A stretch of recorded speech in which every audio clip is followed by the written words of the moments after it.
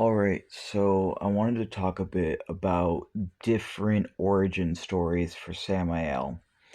So it's just been on my mind today, and I think part of why it's been on my mind is I've been processing through the Gnostic Gospels and that version, but also comparing it to other versions. And in the Gnostic Sethian Apocryphon of John, or the Secret Book of John, in that version, it says that one of the names of the demiurge Yaldabaoth, the false creator of the universe, who stole the knowledge of Sophia and the Pleroma to create the universe, in that story, which isn't even agreed upon by all Gnostics, but is one of the Gnostic Gospels, um, or it was contested even among Gnostics, but in that version of the story, the creator of the universe is Samael, and they're actually like an evil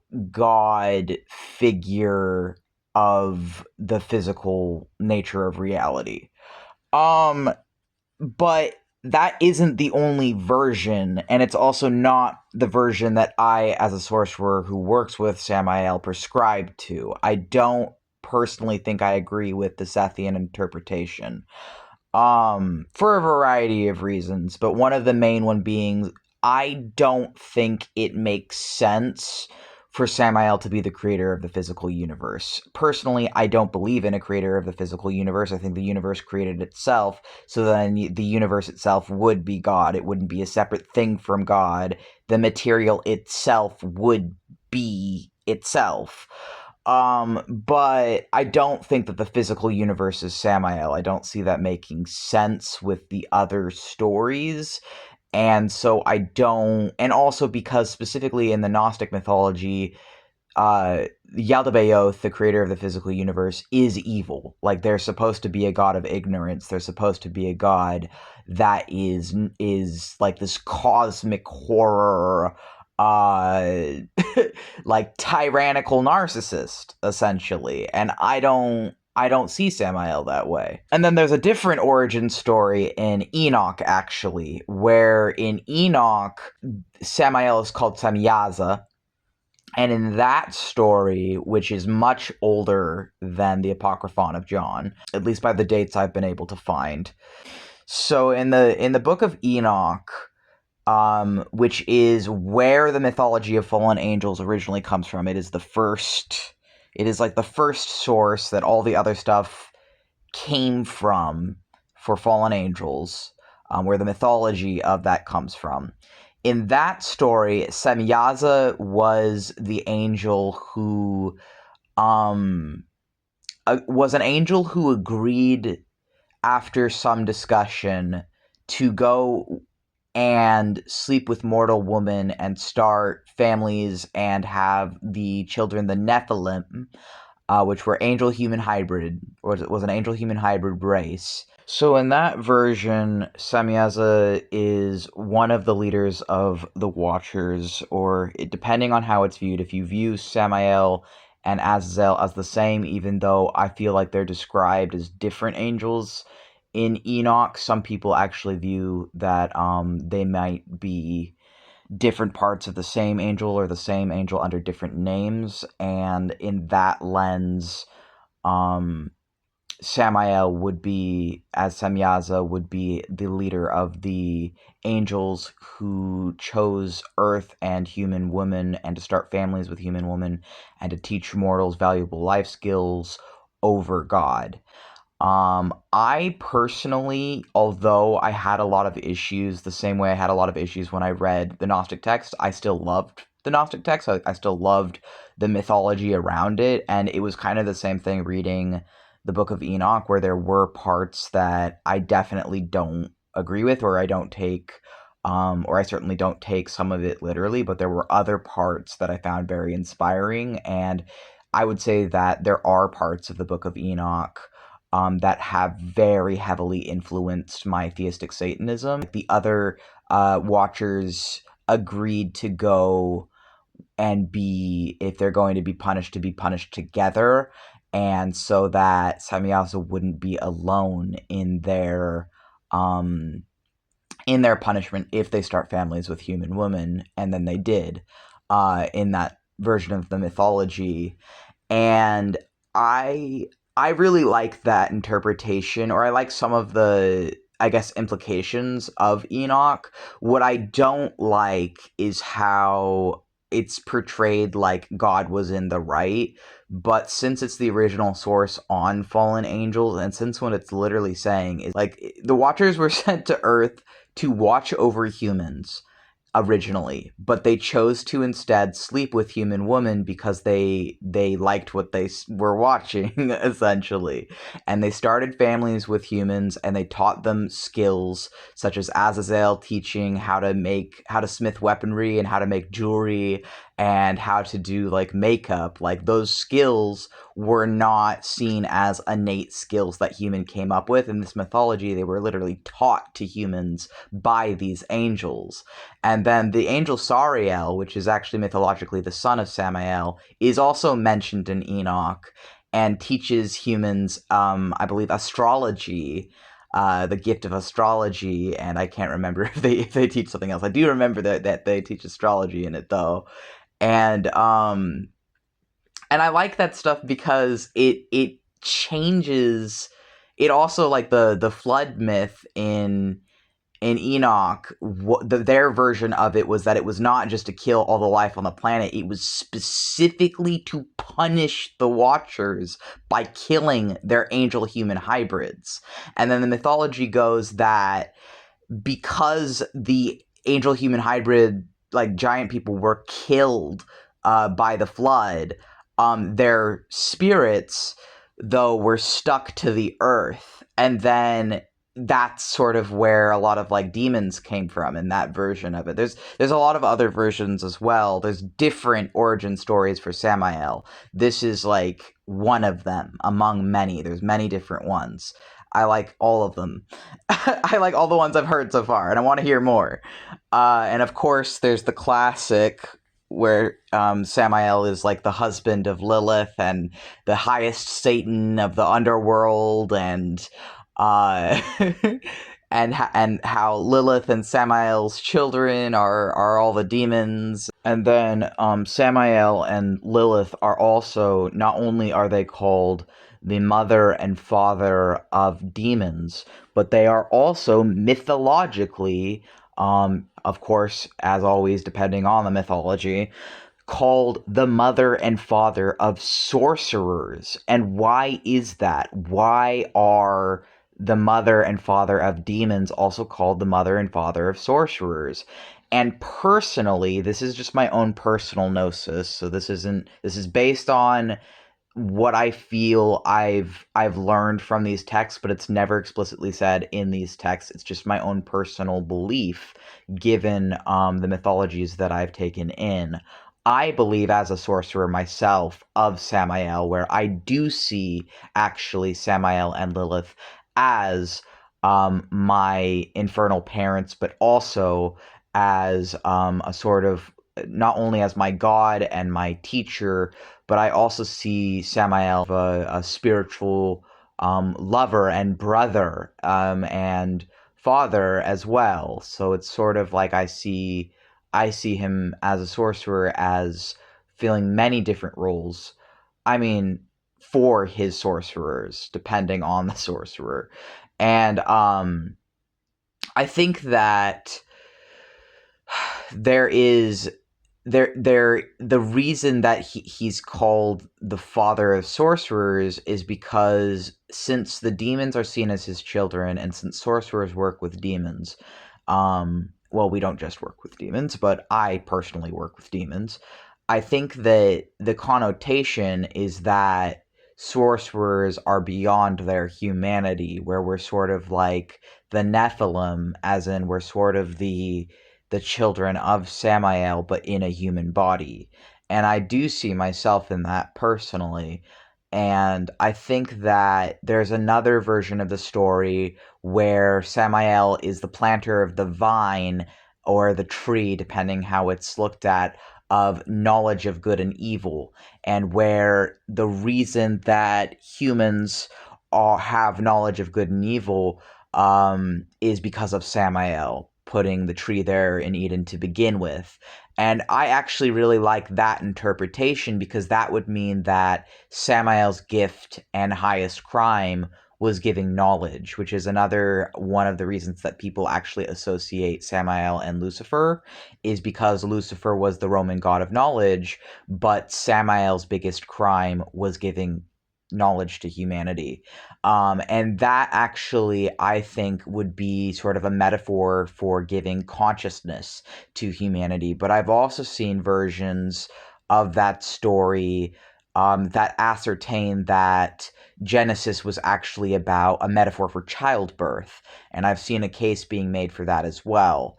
So essentially, there are many, many different versions of the origin of Samael and different ways of looking at these things. Some of these versions directly contradict each other, such as in the case with the Sethian Apocryphon of John, contradicting what Enoch says, contradicting what the Zohar says. But here's the thing.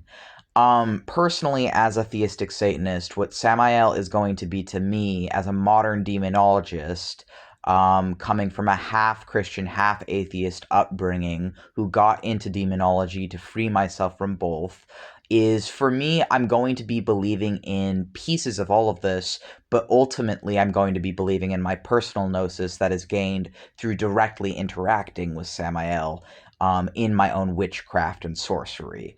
So I think that all of it is sort of partly real and partly fake simultaneously, and which parts are real versus which parts are fake is entirely subjective, and depends on the person and their interpretation of these ancient texts.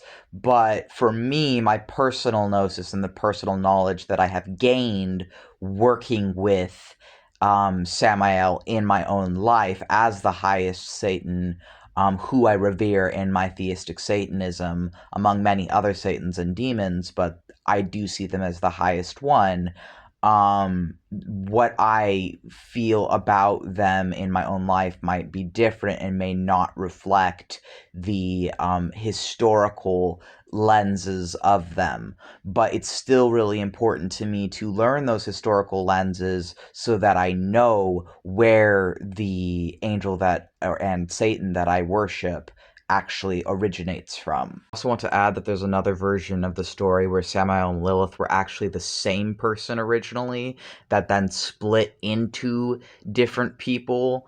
And I think that it's sort of like they are the feminine and masculine interpretations of the same energy. And there's also a version of the story where Cain was not the son of Adam, but was the son of Samael and Eve. And there's different, again, like there, depending on the mythology, it heavily varies. I think that another interpretation from the psychological perspective that I've heard is that Samael is like the shadow of mankind, or mankind's nature, or the hidden suppressed parts of the human psyche. And that's another interpretation of Samael as well. I've had lucid dreams of Samael. I've meditated and entered trance states to talk with Samael.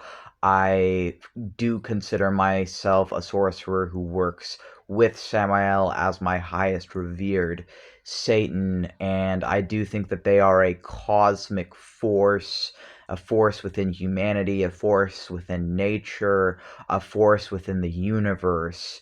And I think that they are a force aligned to a death current, and that they also are an embodiment of death. And to me, how Samael appears when in a visual humanoid appearance, which of course with spirits is not their true appearance, but it's just the energy condensed in such a way that our minds can interpret it. And for me, what they look like is a pale albino, waxy, thin figure with wings and pitch black eyes, sometimes bleeding eyes, sometimes not. And it actually is a form of theirs that I've since learned is an interpretation, sometimes robed as well, in black robes or red robes, um, most often when I view them in that form. And what I've realized is that that interpretation of them is actually a medieval interpretation of death. That death personified in medieval literature and art sometimes appeared that way. And I think it's very interesting that that's kind of how they appear to me. Um, I've had experience as well when I was dying in a hospital of a kidney infection in December. Um, my friends, other demonolators who came to visit me when I was in the hospital, and these are in person friends, not online friends, like the people who stabbed me in the back I've mentioned before, but not those people, but people who are actually my in person friends who visited me when I was dying in the hospital of a kidney infection and recovering. And there was when they were walking up to the steps of the hospital, my friend told me that he saw he thought he saw a hooded robed figure behind him, and him and my other friend both heard this. They heard like whistling or like humming, like a tune. Like there was some sort of melodic tune, like a guy was making a tune, and they thought they saw a robed figure. But then when they looked behind them, no one was there. There was no one there. And so they kept going, and they told me about that when I was in the hospital sick with a kidney infection. And I knew right away. I knew that that was Samael because that matches how Samael's appeared to me before. And I was really excited and happy, actually. I was really thankful and extremely grateful that the embodiment of death, he who is death, was visiting me while I was recovering. And I'm glad I survived and that I lived, of course, but I will not fight Samael when he comes for me. I am his wholly and completely. Last thing I will say in this video is that both Samael and Lilith are associated with being the first, or Lilith specifically is associated with being the first succubus, and Samael is sometimes viewed as the first incubus, and they are also, as well as being forces of death, seen as forces of lust and seen as how do you put it, like tempters or seducers, seducer and destroyer. Those are labels prescribed onto them, and I would say personally that I have found that to be the case as a sorcerer of Samael, but I've also found it to be the case, just like personally, I do think that they are a seductive force as well as a force of death. And this is not from anything I've read, this is just my own personal interpretation. I do believe that as well as Samael and Lilith being married to each other, that the Goetic demons or the 72 demons of Solomon are among their children. And I also believe that not only are many sorcerers among their children like me, but I also think they're actually spiritually married to some of the people who work with them. Or that it is possible to be sort of marked with their energy as theirs, or as one of theirs, in such a way that other spirits who have been marked or who are already theirs would know. Some people call that like the black flame, other things. I don't really call it anything, but I do think that it is not only possible to marry these spirits, but that these spirits actually choose to seek out certain people and then bring them into their ranks, into their legions, and that they are married to some people. Although how many people, no idea. No fucking idea. And also it would depend like what forms, what names, other things, because a lot of these entities seemingly have multiple forms, multiple names, different lesser aspects or lesser spirits that are like them but individuated and other things going on there. And before I leave, and I know I said the last thing was the last thing, but this is actually the last thing because I'm trying to get everything I can possibly get out about this topic out in one video. Osmodius, specifically the demon Osmodius, is also mythologically, depending on the version, again, said to be the child of Samael and Lilith.